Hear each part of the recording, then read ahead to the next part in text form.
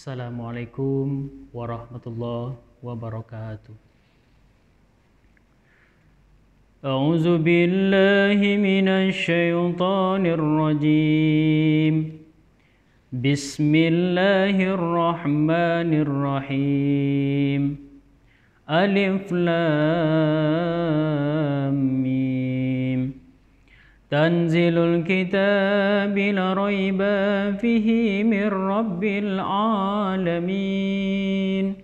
Am yaquluna iftarahu bal huwal haqqu min rabbika litundira qauman ma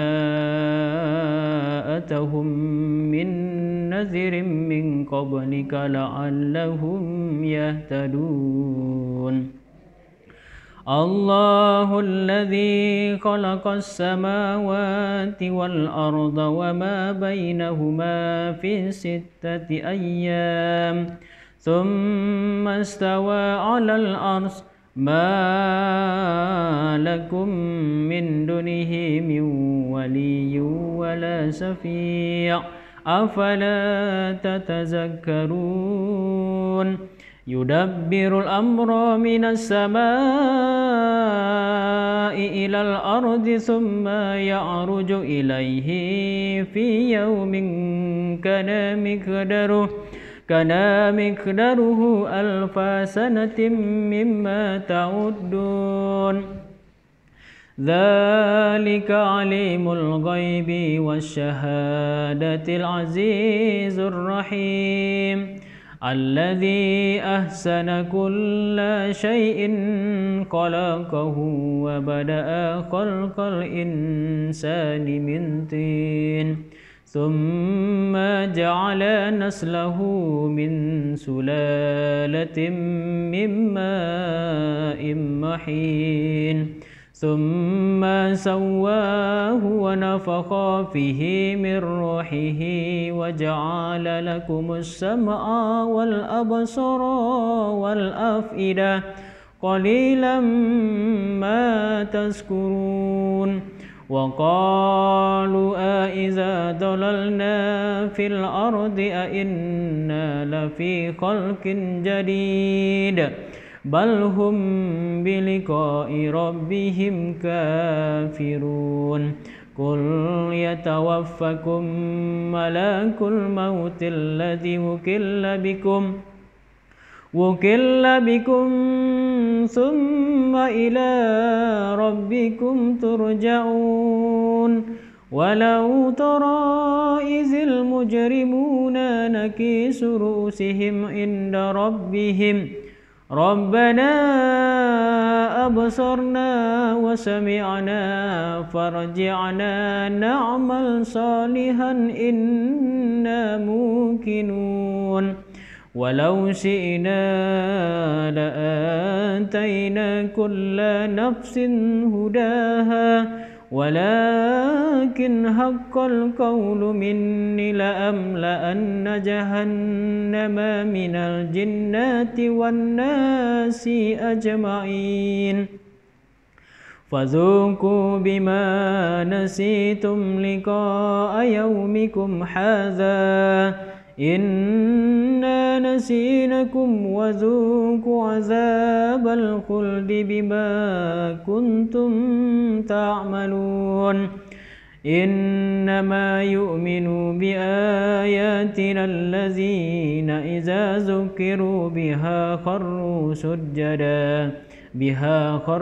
سجدا وسبحوا بحمد ربهم وهم لا يستكبرون تتجافى جنوبهم عن المضاجع يدعون ربهم خوفا وطمعا ومما رزقناهم ينفقون فلا تعلم نفس ما أخفي لهم من قرة أعين جزاء بما كانوا يعملون أفمن كان مؤمنا كمن كان فاسقا لا يستوون أما الذين آمنوا وعملوا الصالحات فلهم جنات المأوى نزولا بما كانوا يعملون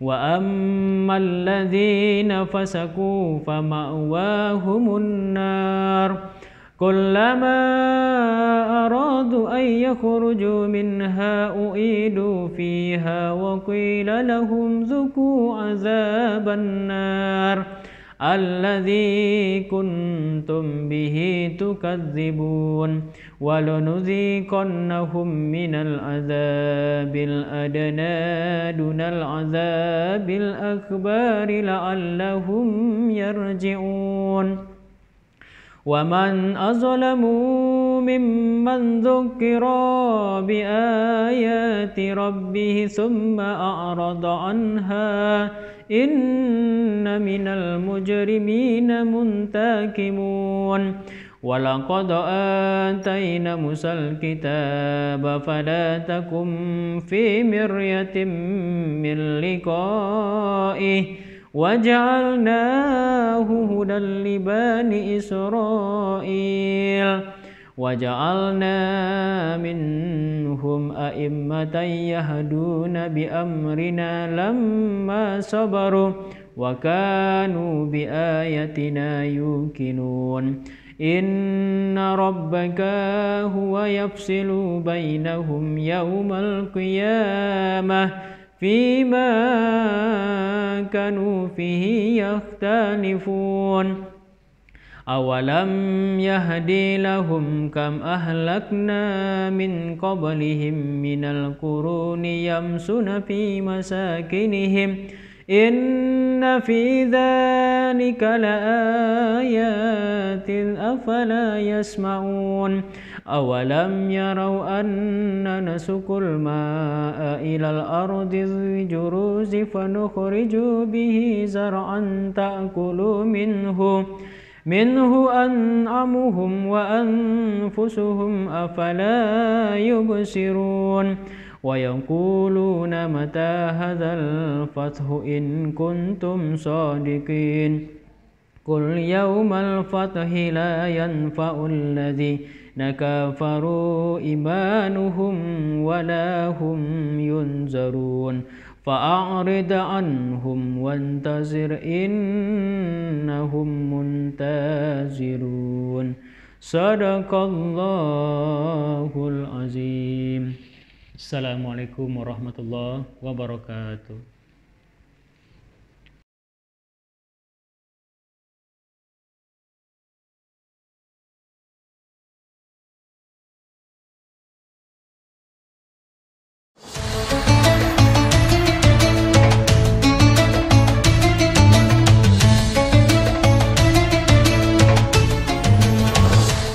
Assalamualaikum warahmatullahi wabarakatuh. Bismillahirrahmanirrahim. Alhamdulillahilladzi khalaqal insana wa 'allamahul bayan. Alladzi ja'alal ilma sababa li sihhatil islam wal iman. Asyhadu an la ilaha illallah wa asyhadu anna Muhammadan 'abduhu wa rasuluh. Allahumma shalli ala sayyidina Muhammadin wa ala alihi wa sahbihi ajma'in amma ba'du. Sahabat Letris yang dimuliakan oleh Allah Subhanahu wa taala. Berbakti kepada kedua orang tua merupakan perintah Allah Subhanahu wa taala yang wajib dilakukan. Karena Allah Subhanahu wa taala berfirman di dalam surat An-Nisa ayat 36 dikatakan bahwa a'udzubillahi minasyaitonir rajim. Bismillahirrahmanirrahim. Wa'budullaha wa la tusyriku bihi syai'a wa bil walidaini ihsana. Wa'budullaha, dan beribadahlah kepada Allah Subhanahu wa taala.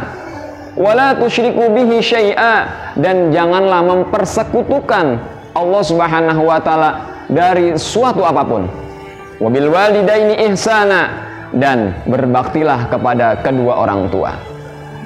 Sudah jelas bahwa perintah berbakti kepada kedua orang tua merupakan kewajiban yang kedua setelah kita beribadah kepada Allah Subhanahu wa taala. Rasulullah Shallallahu alaihi wasallam pernah ditanya oleh sahabatnya yang bernama Abdullah bin Mas'ud. Abdullah bin Mas'ud bertanya, "Ayul amalul ahabbu ilallah?" Wahai Rasul, amalan apa yang paling dicintai oleh Allah Subhanahu wa taala? Rasulullah Shallallahu alaihi wasallam menjawab, "As-salatu ala waqtiha." Amalan yang dicintai oleh Allah Subhanahu wa taala yang pertama adalah salat tepat pada waktunya. Lalu Abdullah bin Mas'ud bertanya lagi, "Summa ayu?" Kemudian apa lagi ya Rasulullah? Rasulullah Shallallahu alaihi wasallam menjawab, "Summa birrul walidain."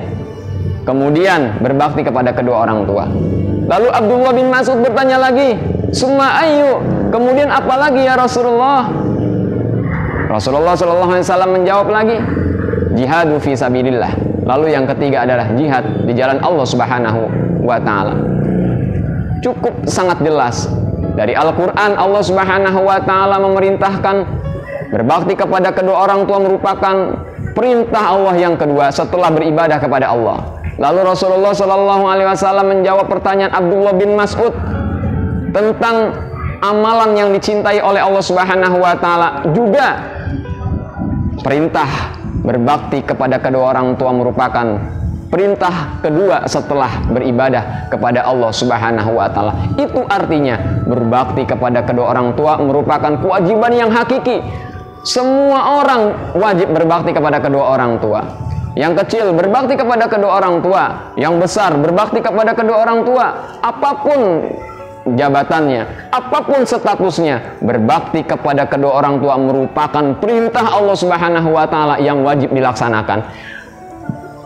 Biarpun dia sudah memiliki anak, seorang ayah, seorang ibu juga masih berkewajiban untuk berbakti kepada kedua orang tuanya. Bahkan ketika orang tua kita sudah meninggal dunia pun, kita masih diperintahkan oleh Allah Subhanahu wa taala untuk berbakti kepada kedua orang tua dengan cara mendoakannya. Minimal kita membacakan suratul Fatihah untuk kedua orang tua kita yang sudah meninggal dunia, karena itu merupakan hadiah terindah untuk orang tua yang sudah meninggal dunia. Kenapa? Karena Rasulullah Shallallahu alaihi wasallam pernah bersabda, "Iza mata ibnu Adam in qata'a amaluhu ila min salasin, shadaqatin jariyatin, aw ilmi yuntafa'u bih, aw waladin shalihin yad'uhu lah."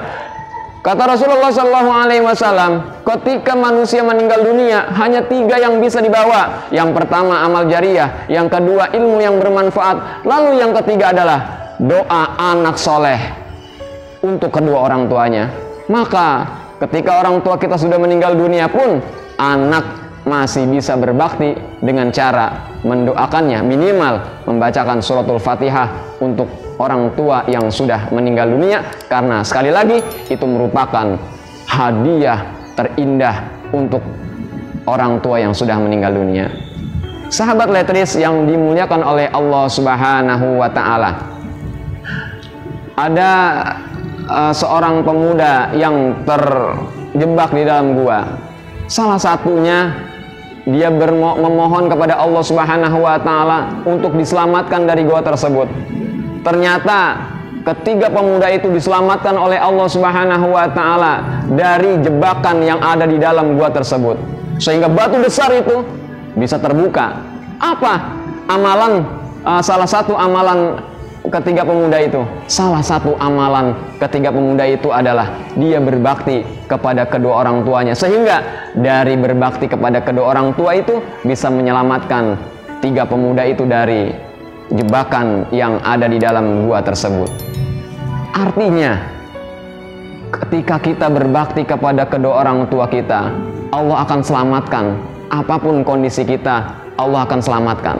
Apapun bahayanya, Allah akan selamatkan. Apapun kesusahannya, Allah juga akan selamatkan. Ketika kita susah, kalau kita berbakti kepada kedua orang tua kita, kita akan diberikan kemudahan oleh Allah Subhanahu wa taala. Sahabat letris yang dimuliakan oleh Allah Subhanahu wa taala, marilah sama-sama kita selalu meningkatkan kualitas iman dan ketakwaan kita kepada Allah Subhanahu wa taala dengan cara salah satunya adalah selalu berbuat baik kepada orang tua kita. berbakti kepada kedua orang tua kita. Karena nanti ketika kita sudah berbakti kepada kedua orang tua kita, Allah sendirilah yang akan memberikan kita banyak pahala. Allah sendirilah yang akan memberikan kita kemuliaan untuk kita semua. Mudah-mudahan sahabat Letir semuanya adalah orang-orang yang berbakti kepada kedua orang tua, sehingga kita semuanya dapat sukses di dunia wal akhirah, sukses di dunia juga sukses di akhirat kelak. Mudah-mudahan bermanfaat kajian pada kesempatan sore hari ini. Wallahul muwaffiq ila aqwamit thoriq. Rabbana atina fid dunya hasanah wa fil akhirati hasanah wa qina azabannar. Wassalamualaikum warahmatullahi wabarakatuh.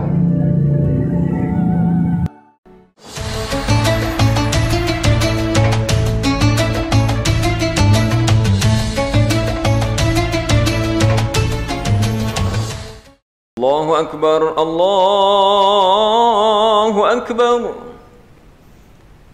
Allahu Akbar,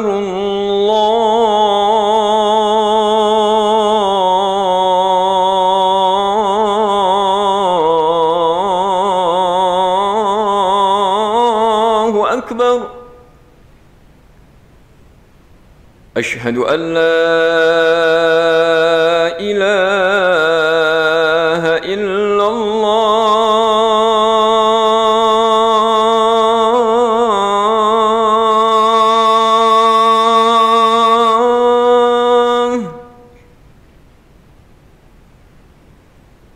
Asyhadu an la ilaha illallah.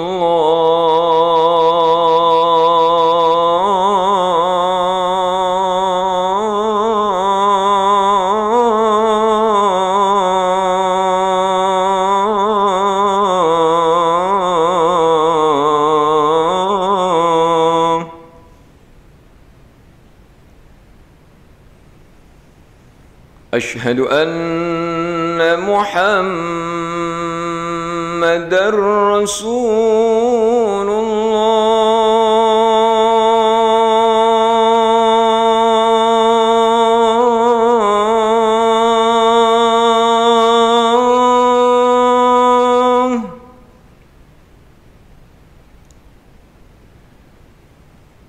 Asyhadu anna Muhammadar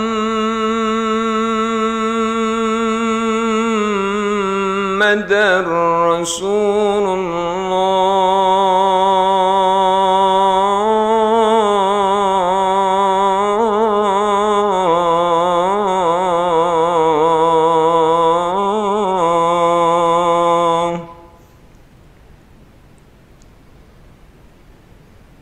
Hayya 'alas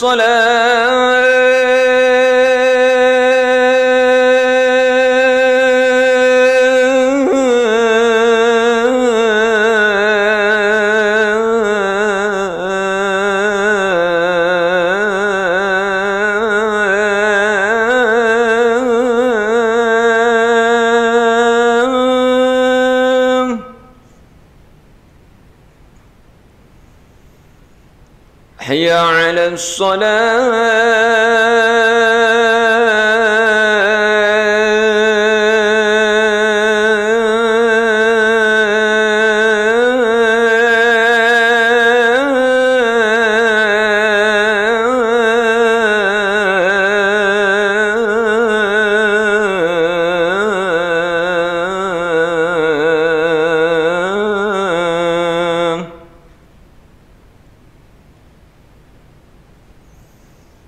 حي على الفلاح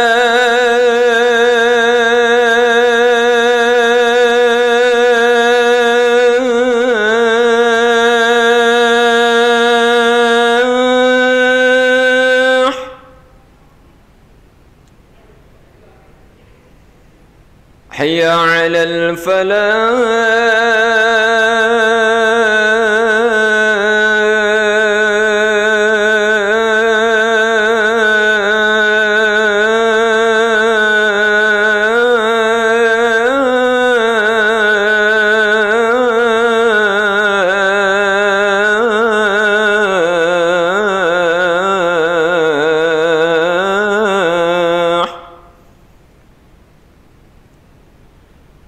الله أكبر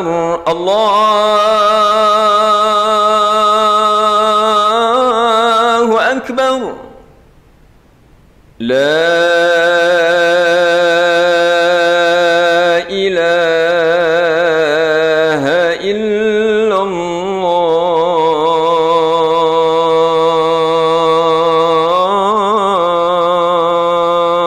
الله اللهم رب هذه الدعوة التامة والصلاة القائمة آت سيدنا محمدا الوسيلة والفضيلة والشرف والدرجة العالية الرفيعة وبعثه مقاما محمودا الذي وعده إنك لا تخلف الميعاد.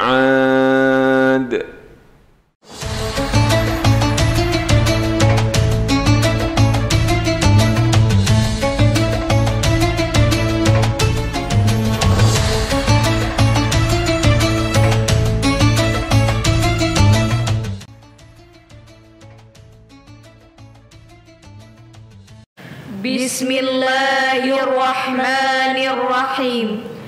Allahumma laka sumtu wa bika amantu wa ala rizkika aftartu birahmatika ya arhamar rahimin.